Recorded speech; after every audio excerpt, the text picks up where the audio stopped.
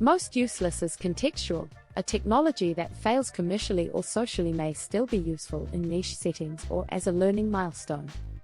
Obsolete consumer formats, for example, Betamax, HD DVD, minidisc, illustrate that superior technical merit does not guarantee adoption. Format wars and ecosystem lock-in determine practical usefulness.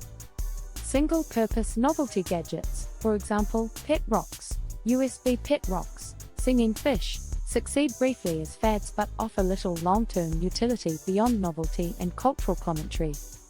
Over-engineered personal transport with poor UX or infrastructure fit, early Segway deployments in many cities show that technical novelty must match urban context, cost and regulation to be useful. Gimmicky home technologies with low marginal benefit, 3D TVs requiring glasses, many smart appliances with redundant features, were outpaced by simpler, cheaper, or better integrated alternatives. Privacy-eroding wearables that did not find clear, everyday value, early consumer smart glasses products often faltered due to social norms, design compromises, and weak use cases.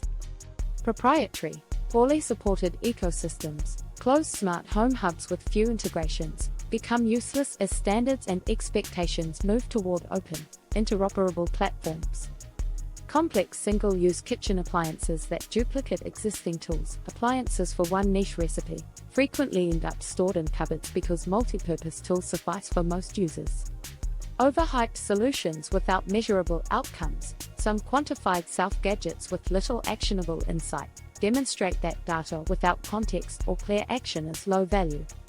Products that solve non-existent problems, devices marketed as status symbols rather than functional improvements, often reveal demand driven by marketing rather than utility.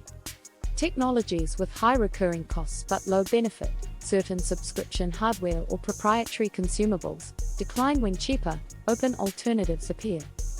Experimental tech demos that never reach robust deployment, some earlier overlays, concept IoT devices, are important, are they? Niche luxury tech with marginal improvement over conventional options, extremely high-end audiophile hardware for inaudible differences to most listeners, serves a tiny market and appears useless to the majority. Tools that increase complexity while reducing reliability, overly modular products with fragile connectors, trade robustness for novelty and often fail routine use tests. Redundant enterprise tools that replicate features across platforms without consolidation create shadow IT and are effectively useless due to confusion and maintenance overhead. Many smart versions of simple objects add connectivity, but not clear new functionality, highlighting the difference between smartness and genuine value.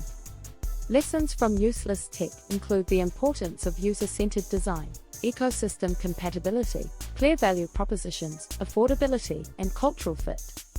A failed technology often becomes valuable historically or educationally as a case study in adoption, standards, business models, and human factors. Repurposing and niche reuse can salvage value. Some obsolete formats or gadgets find second lives in art, retro communities, or specialized workflows. Evaluating usefulness requires measuring real user outcomes, total cost of ownership, environmental impact, and whether the technology solves a meaningful problem.